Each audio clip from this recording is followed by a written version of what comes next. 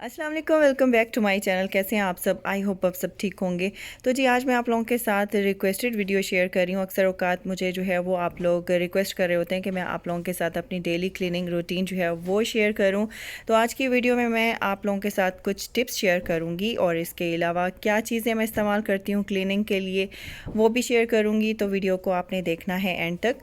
और आप लोगों को बताती चलूँ कि क्लीनिंग जो है वो मैं अपने रूम से शुरू करती हूँ और सुबह के वक्त जब भी उठती हूँ हमेशा अपना बेड बना के ही दूसरी तरफ जाती हूँ। और चूँकि मेरा जो घर है वो डबल यूनिट है तो बेडरूम्स हमारे ऊपर हैं और मेरी जो बेडरूम की क्लीनिंग है वो डेली नहीं होती, अल्टरनेट डेज़ पे होती है। जब क्लीनर आता है तो वहीं क्लीनिंग करता है। मैं जो करती हूँ वो सिर्फ बेड बनाना होता है मुझे, और इसके अलावा डस्टिंग वगैरह। और मेरे घर में ज़्यादा डस्ट भी नहीं होती है, तो इसकी रीज़न क्या है ये मुझे पता नहीं है। आई एम ब्लेस्ड कि ज़्यादा जो है वो डस्ट नहीं होती मेरी तरफ, और बस मुझे हल्का सा डस्ट आउट करना होता है, बेड बनाना होता है, दैट्स इट। मेरा इतना सा काम होता है। बाकी जो नीचे की क्लीनिंग है, लिविंग रूम नीचे है और सारा वक्त बच्चों का जो है वो नीचे गुजरता है, छोटे बच्चों का स्पेशली। तो इसलिए वो जो है वो मेरी डेली होती है क्लीनिंग।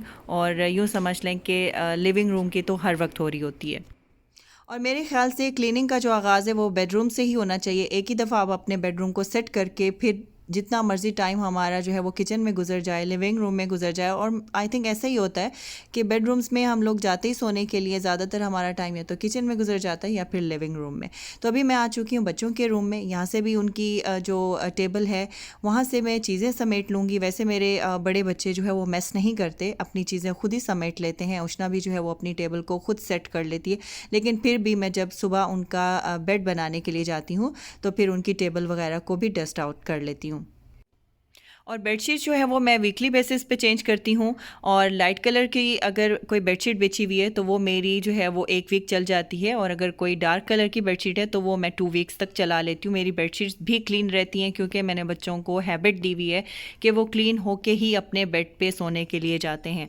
चाहे वो छोटे बच्चे हैं चाहे वो बड़े बच्चे हैं, तो गंदे पाँव के साथ, गंदे हाथों के साथ, गंदी बॉडी के साथ मैंने कभी भी बच्चों को अलाउ नहीं किया बेड पे जाने के लिए। और जी मेरे ऊपर वाली जो पोर्शन की क्लीनिंग है वो तो सुबह में हो जाती है, और बाकी नीचे वाले पोर्शन की क्लीनिंग जो है वो मेरी रात को ही होती है। जैसे कि मैंने पहले ज़िक्र किया था कि मैं जो है वो क्लीनिंग रात को करके सोती हूँ, तो अभी मैं सुबह से डायरेक्ट रात पे आ चुकी हूँ। तो अभी यहाँ पे ड्राइंग रूम की मैं क्लीनिंग करने के लिए आ चुकी हूँ, और मेरा ड्राइंग रूम भी जो है वो अक्सर औकात क्लीन ही रहता है क्योंकि यहाँ पे भी मैं बच्चों को ज़्यादा नहीं आने देती। लेकिन बच्चे तो बच्चे हैं, फिर भी कोई ना कोई चीज़ इधर उधर जो है वो मौजूद होती है, या फिर हम लोग नमाज़ पढ़ते हैं तो कभी दुपट्टा और अबाया जो है वो भी यहाँ पे मौजूद होता है, तो वो भी फिर मैं समेट लेती हूँ। और मैंने यहाँ पे सोफ़ास को जो है वो भी डस्ट आउट कर लिया है। डस्ट आउट करने के बाद जो है वो मैं यहाँ पे सोफ़ास पे जो है वो फैब्रिक फ्रेशनर स्प्रे कर देती हूँ। तो कभी भी अचानक जो है वो मेहमान आ सकते हैं, तो ड्राइंग रूम ऐसी चीज़ है जिसको हर वक्त जो है वो क्लीन रहना चाहिए। और मेरा ये वाला डाइनिंग जो है वो भी कम इस्तेमाल होता है खाने के लिए। मेहमान जब आते हैं तो उनके लिए इस्तेमाल होता है ज़्यादातर, या फिर हम कभी कभार यहाँ पे खाना खाते हैं। डेली बेसिस पे जो हमने खाना खाना होता है तो हम वो दूसरी डाइनिंग का इस्तेमाल करते हैं। और या फिर कारी साहब आते हैं तो उनके लिए इस्तेमाल होता है। और दूसरा जो कॉर्नर है वो मेरा नमाज का कॉर्नर है। और नीचे जो है वो वैक्यूम वीक में 2 मरतबा लाजमी होता है डेली बेसिस पे। या तो मैं ब्रूम कर लेती हूँ, या अगर मुझे लगे कि ज़्यादा ख़राब हो रहा है तो फिर मैं इसको वैक्यूम कर लेती हूँ। और जी क्लीनिंग के बाद फ्रेशनर तो मस्ट है, चाहे तो वो कैंडल की सूरत में हो या फिर कोई एयर फ्रेशनर हो या फिर बखूर हो। उसके बगैर तो क्लीनिंग मैं कहती हूँ कि अधूरी है। तो अभी मैं आ चुकी हूँ लाउंज पे, जो कि सबसे ज़्यादा दिन में इस्तेमाल होता है। हर वक्त बच्चे इधर ही होते हैं, मीरब हुरब, और टीवी देखना हो और खाना खाना हो, स्नैक्स वगैरह जो भी हो वो यहाँ पे बच्चे लेके आ जाते हैं। और हर वक्त इसकी तो खैर सफाई हो रही होती है। इसका मैं नहीं कह सकती कि मैंने इसको रात को किया तो मैं इसको सुबह में नहीं करूँगी। तो इसको मैं बार बार जो है वो क्लीन अप कर रही होती हूँ। बच्चों को जितना भी कह लें वो फिर कुछ ना कुछ जो है वो यहाँ पे रैपर वगैरह जो है वो थ्रो कर ही देते हैं। डस्टबिन भी करीब रखी होती है, लेकिन बस बच्चे जो है वो कभी केयरलेस हो जाते हैं। और जी वैसे मैं आप लोगों के साथ जब भी कोई क्लीनिंग की वीडियो शेयर करती हूँ तो मुझे अपनी पाकिस्तान की हेल्पर्स भी बहुत याद आती हैं, और इसके अलावा अपने पेरेंट्स भी बहुत याद आते हैं। क्योंकि पेरेंट्स जो हैं वो अपने बच्चों को बहुत लाड प्यार से रखते हैं। शादी से पहले मैंने कभी कोई बर्तन नहीं धोया था, और मेरे अम्मी अब्बू जो है ना वो काम नहीं करने देते थे। उन्होंने हमें बड़े लाड प्यार से जो है ना वो बड़ा किया। और कुकिंग का मुझे शौक़ था, कुकिंग मैं कर लेती थी। बाकी क्लीनिंग और बर्तन धोना शादी के बाद भी मैंने खैर कोई इस तरह के काम नहीं किए।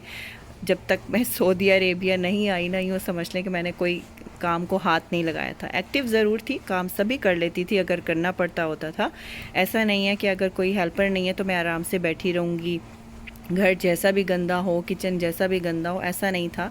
अगर ज़रा सा भी पता चलता था कि मेड नहीं आ रही तो फ़ौरन घर भी चमका देती थी और सब कुछ खुद कर लेते थे।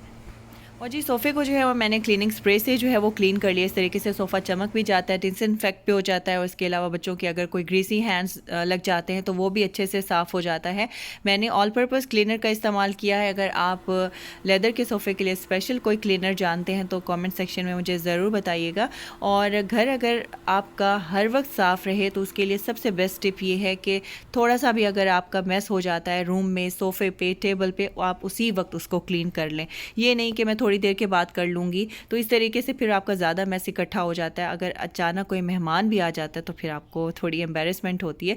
तो इसलिए बेहतर है जब बच्चे थोड़ा सा भी अगर मिस कर देते हैं उसी वक्त उसको क्लीन कर लें। खाना जब खाएं, जिस टेबल पे खाएं उसको भी खाने के फ़ौरन बाद क्लीन कर लें।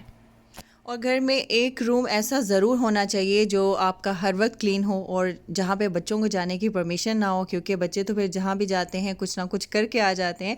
क्योंकि इस तरीके से अगर आपके अचानक मेहमान आ जाते हैं तो आप उस रूम को इस्तेमाल कर सकते हैं। और जी बातों बातों में रूम हो चुका है क्लीन और ये मुझे पता है कितनी देर लगी थी।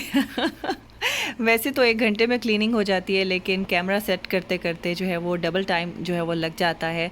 तो बस यहाँ पे जो है वो लाउंज क्लीन हो चुका है और बहुत ही कंफर्टेबल फ़ील होता है इंसान को जब घर साफ़ हो, वो कॉर्नर साफ़ हो जहाँ पे बैठ के आप आराम से अपना मी टाइम गुजार सकते हैं। और जी अब आ जाते हैं इस डाइनिंग की तरफ। और मेरी कोशिश होती है कि जब भी हम लोग खाना खा के फ़ारिग होते हैं, अगर चाय भी पी है तो उसी वक्त बर्तन उठा लेने हैं और उसी वक्त उनको वॉश कर लेना है।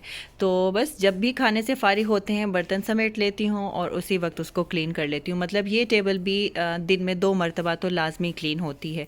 रात को तो मैं करती हूँ, लेकिन एक मरतबा सुबह जब अगर बच्चों को नाश्ता कराया है या फिर बच्चों ने जब खाना खाया तो उस वक्त भी मैं इसको क्लीन कर लेती हूँ।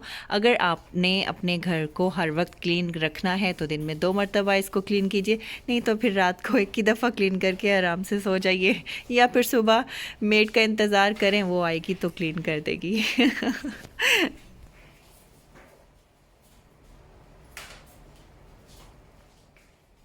और जी ये कॉर्नर है मीरा पूरब का। यहाँ पे बैठ के जो है वो गेम्स वगैरह प्ले कर रही होती हैं, तो यहाँ पे उनकी वाटर बॉटल्स और लॉलीपॉप और चिप्स वगैरह के पैकेट पड़े होते हैं।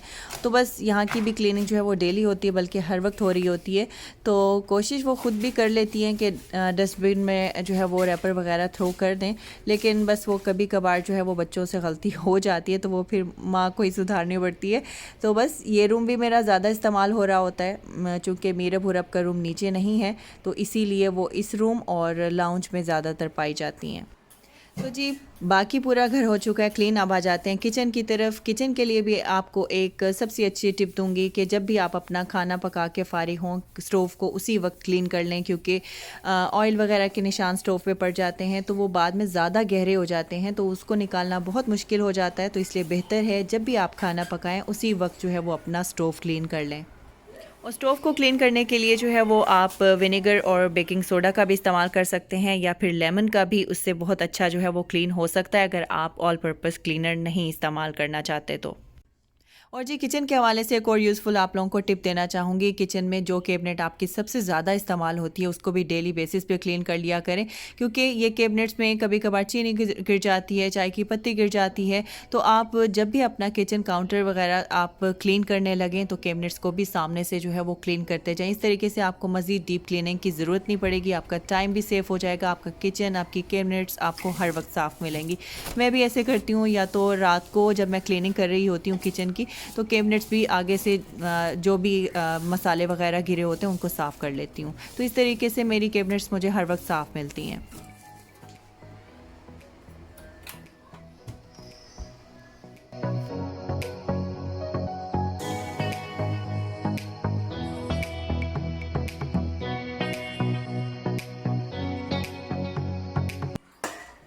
और कोशिश कीजिए कि अपने सिंक को ज़्यादा देर तक बर्तनों से ना भर के रखें। जैसे ही आप इस्तेमाल करें उसी वक्त वॉश कर लें तो ज़्यादा बेहतर है, नहीं तो फिर मेड का इंतज़ार कर लें, वो आएगी तो फिर धो लेगी।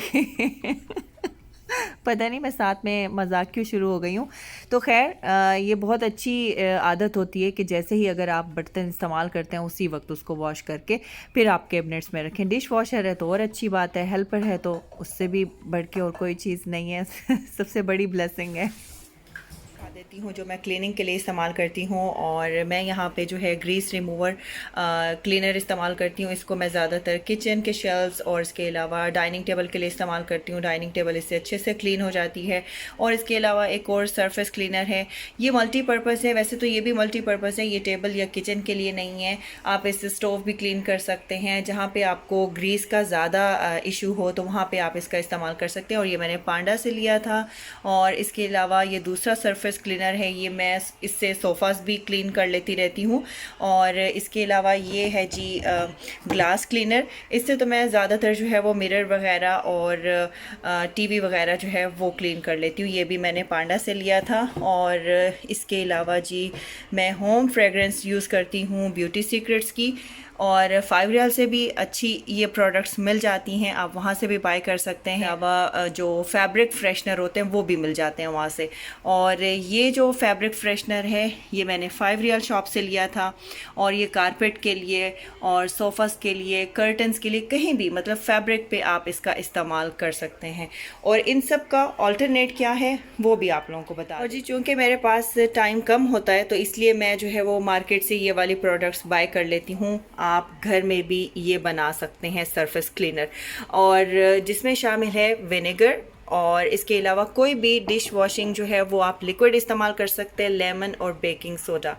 आपने अगर सरफेस क्लीनर बनाना है तो आपको जो है वो ये विनेगर लेना होगा। थोड़ा सा आप इसमें ये लिक्विड जो है वो ऐड करेंगे और उसके अंदर लेमन ऐड कर देंगे, आपका एक सरफेस क्लीनर बन जाएगा। और अगर आपने स्टोव की ग्रीस को रिमूव करना है तो आप बेकिंग सोडा उस पर डालिए, थोड़ी देर रखिए, विनेगर स्प्रे करें और क्लीन कर लें, एकदम से क्लीन हो जाएगा। ये एक्सपेरिमेंट मैं कर चुकी हूँ इसलिए आप लोगों को बता रही हूँ, लेकिन रेगुलर बेस पे मैं इस तरह नहीं करती टाइम की किल्लत की वजह से, वरना इस तरह की चीज़ें जो है वो ज़्यादा फ़ायदेमंद होती हैं। आप चाहे तो ये घर में बना के सरफेस क्लीनर आप अपनी डेली रूटीन की क्लीनिंग कर सकते हैं। और जी मॉपिंग के लिए और इसके अलावा बाथरूम क्लीनिंग के लिए मैं क्लोरेक्स का इस्तेमाल करती हूँ। इसके बगैर मेरे घर की क्लीनिंग जो है वो नामुकम्मल है। इससे जो है वो डिसइंफेक्ट भी हो जाता है, जर्म्स किल हो जाते हैं, आपका फ़र्श एकदम से जो है वो चमक जाता है और जर्म्स फ्री हो जाता है। तो मेरे घर में ये इस्तेमाल होता है, इसके बगैर मेरे घर में मॉप नहीं होता। ओके जी, यहाँ पे पूरे घर की क्लीनिंग हो चुकी है, लाउंज भी रेडी है, और इसके अलावा मेरा ये डाइनिंग एरिया भी जो है वो क्लीन हो चुका है अच्छे से। और किचन को भी मैंने क्लीन कर लिया है, बर्तन भी वॉश कर दिए हैं, स्टोव भी क्लीन है, एवरीथिंग इज़ क्लीन। डाइनिंग ये भी क्लीन हो चुका है और ड्राइंग रूम भी क्लीन है। तो चलिए गाइस, आज की वीडियो को लाइक ज़रूर कर दीजिएगा और अपने फ्रेंड्स और फैमिली के साथ ज़रूर शेयर कर दीजिएगा।